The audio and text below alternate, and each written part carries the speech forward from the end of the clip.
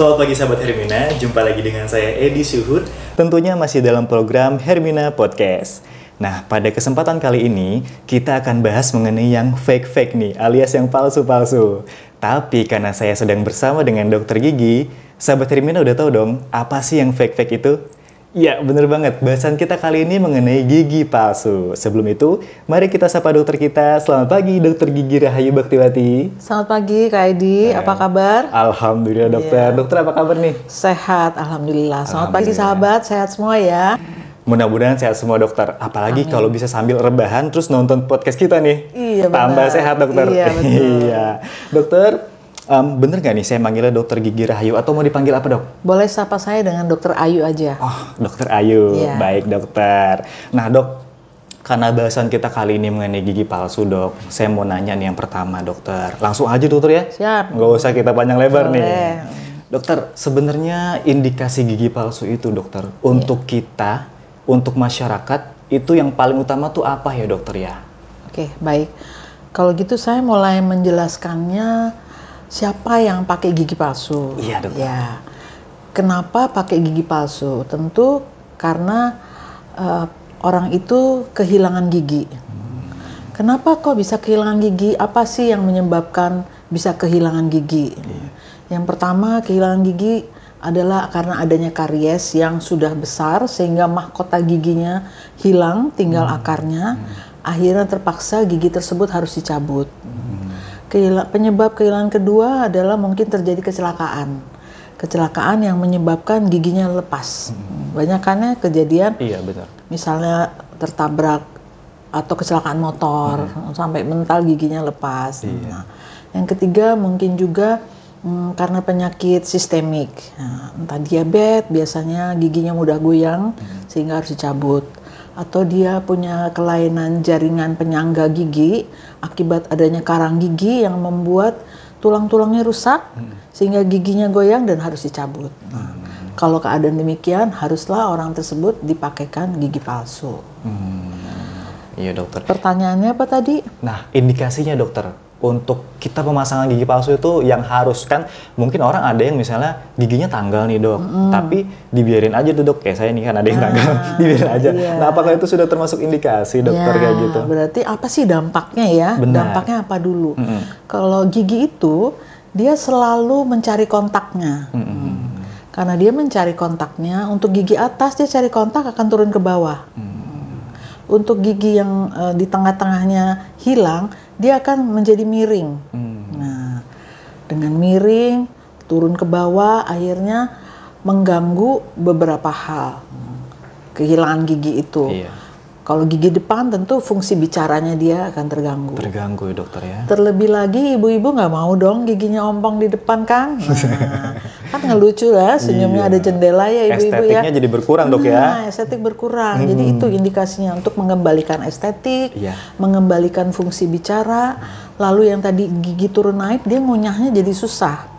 Akhirnya karena ngunyahnya susah, dia mencari-cari gigitannya. Dan itu akan merusak sendinya. Nah, itu harus pakai gigi palsu. Jadi kehilangan gigi belakang harus diganti untuk mengembalikan fungsi kunyah.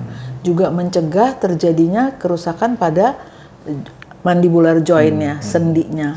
Kan banyak pasien, banyak ibu-ibu yang suka mengeluh, kok bunyi klik-klik gitu ya, klik-klik. Nah, jadi itu indikasinya untuk gigi yang hilang di depan, mengembalikan fungsi estetiknya biar cantik lagi ya ibu-ibu.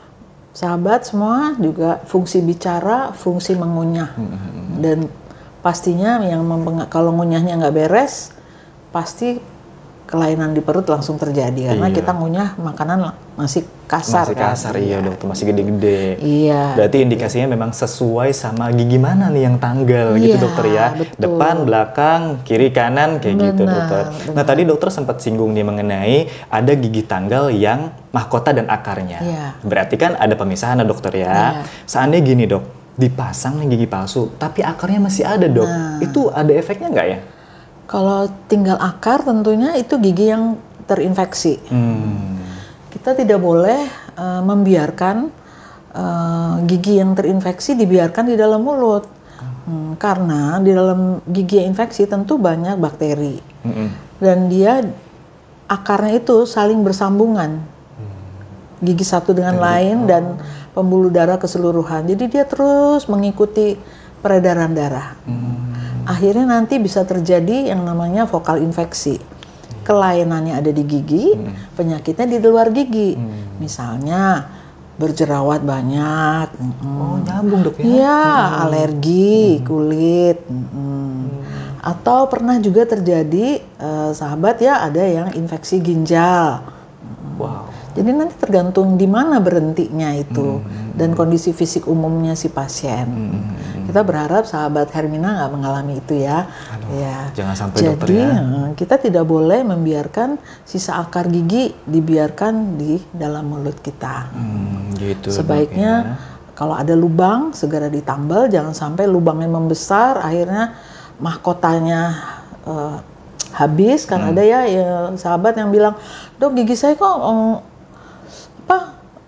gripis lama-lama hilang. Bukan hilang, dia pecah-pecah sampai habis. Nah, itu harus dicabut terpaksa. Sampai akarnya dok ya, supaya nggak nimbul efek yang tadi. Betul. Gitu. Jadi, nah dok, jadi harus dalam keadaan sehat baru pakai gigi palsu. Oh gitu. Rongga mulutnya sehat, bersih, sehat, nggak ada infeksi, baru pasang gigi palsu. Gitu. Nah, nggak bisa ngasal juga nih sahabat Hermina. Jadi tentunya harus konsultasi dulu sama dokter giginya. Nah, kalau di kita ada dokter gigi Rahayu atau dokter gigi Ayu. Banyak dokter gigi yang siap membantu para sahabat. Betul banget. Nah dok, selanjutnya nih, kita udah pasang gigi palsu nih dok. Nah, gigi palsu kan ada yang permanen dan yang enggak dokter ya. Kalau yang permanen itu dok, cara perawatannya gimana dokter ya supaya bisa tetap awet gitu dok? Oke. Ya betul, gigi palsu itu ada dua macam, yang lepasan dan yang permanen. Nah, untuk yang permanen syaratnya sebenarnya oral hygiene-nya harus bersih. Karena dia tidak bisa dilepas untuk disikat. Betul. Jadi sebelum pemasangan tentunya pasiennya sudah kariesnya dibersihkan, karang giginya dibersihkan, baru kemudian dia harus rajin kontrol ke dokter gigi. Minimal 6 bulan sekali. Ya, supaya minimal 1 tahun sekali, yang sebaiknya 6 bulan sekali. Supaya giginya selalu bersih dan Pak dokter bisa ngelihat ada kebocoran nggak di pinggirnya. Tentu kalau rajin dibersihkan, gusinya nggak akan turun, gigi palsu cekatnya dia juga tidak akan bocor. Gitu. Kalau untuk gigi palsu permanen itu ada kemungkinan untuk copot nggak sih dok? Kemungkinan untuk copot. Kalau pembuatannya baik, sementasinya baik sih rasanya tahan lama ya. Tahan lama dokter ya. Tidak gitu, copot ya. Kecuali yang tadi pasiennya gigi tidak bersih, akhirnya terjadi lubang lagi dari bawah. Nah, sehingga kan jadi kebocoran itu bisa lepas. Gitu. Jadi tetap tergantung perawatannya dokter ya. Kebersihan mulut dan perawatan. Bener. Jadi ayo teman-teman sahabat Hermina jangan cuman kulit atau skincare doang nih yang dirawat. Giginya juga kudu dirawat dokter ya. Nah dok, kalau sampai copot terus ketelan tuh bahaya nggak ya dok? Gigi palsu ketelan. Banyak loh yang ketelan. Banyak ya dokter ya? Tapi maksud saya gini loh, bukan banyak gimana, ada yang tertelan. Ada. Kalau tertelannya langsung masuk ke saluran makan, bergabung dengan makanan, bisa keluar ke pada saat BAB dokter pada saat BAB. Tapi kan yang bahaya kalau masuk ke jalan nafas. Jadi hati-hati, makanya rajin kontrol. Benar-benar. Terus ada juga kalau gigi lepasan ada kawatnya. Itu kan bahaya juga, mengiritasi lambung atau usus. Jadi kalau timbul gejala segera kontrol ke dokter, jangan dibiarin. Iya benar, jangan sampai ntar ketelan ya udah biarin aja, jangan gitu dokter ya. Tetap harus dikontrol juga sama Hermina. Gitu. Apalagi kalau ada gejala ya, misalnya jadi sakit perut, ususnya jadi sakit gitu. Iya dokter. Nah dok, selanjutnya pada saat gigi kita tanggal nih dok, kita akhirnya memutuskan nih dok buat saya kayaknya pasang gigi palsu deh gitu. Itu jedanya berapa lama dok? Mulai dari dia gigi tanggal sampai diputuskan untuk yuk kita pasang gigi palsu sekarang gitu. Tanda yang termudah dilihat adalah gusinya sudah menutup. Gitu dok. Kalau gusinya sudah belum menutup, dia akan berubah gusinya itu. Sehingga kalau cepet-cepet dipasang nanti suatu saat akan longgar. jadi belum pas ya dok ya? Belum pas, iya. Jadi bisa saja biasanya ada beberapa dokter gigi yang menyarankan dia pakai gigi palsu lepasan dulu supaya estetiknya baik. Kalau sudah mulai menutup kan akan longgar. Betul. Baru dipikirkan untuk ganti gigi palsu. Apakah mau pakai yang cekat atau pakai yang tetap lepasan. Gitu. Ya. Dok, saya pernah lihat nih di TV ya dok, kayak ada iklan lem gitu, kayak giginya itu bisa dilem.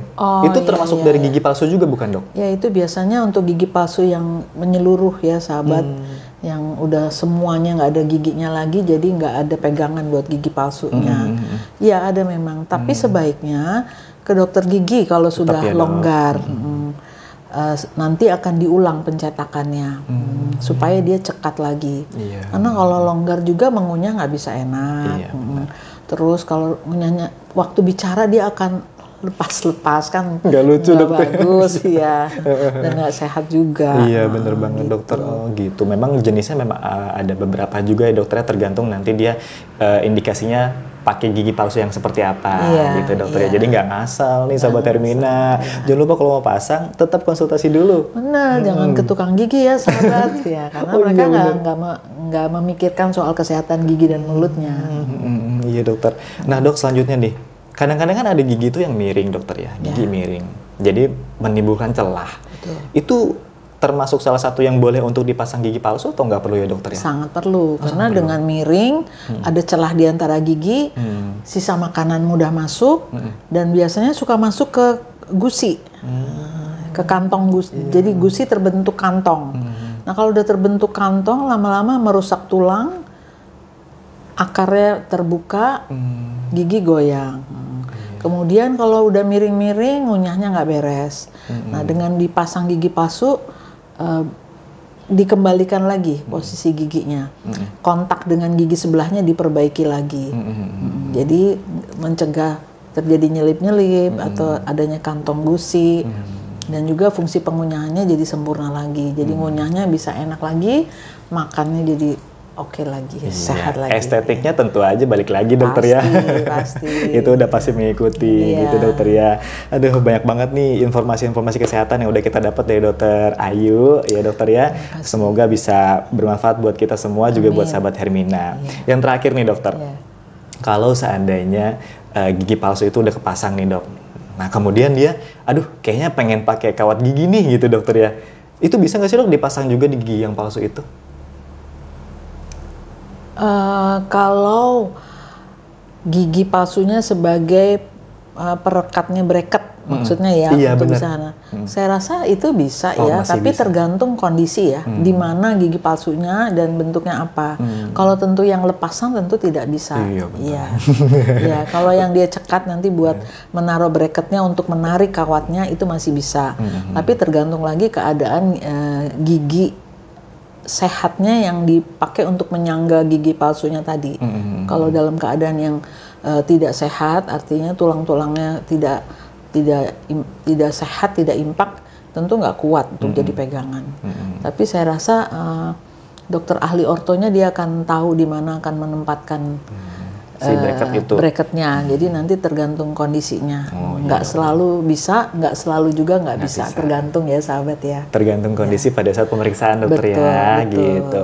Aduh, rasanya pengen gak berakhir nih ngobrol sama dokter Ayu nih, karena udah seru banget. Tapi sayang banget nih, ternyata kita udah kehabisan waktu dokter. Mungkin nanti di pertemuan berikutnya kita bisa bahas lagi mengenai tema yang lebih seru nih dokter. Gitu ya dokter ya.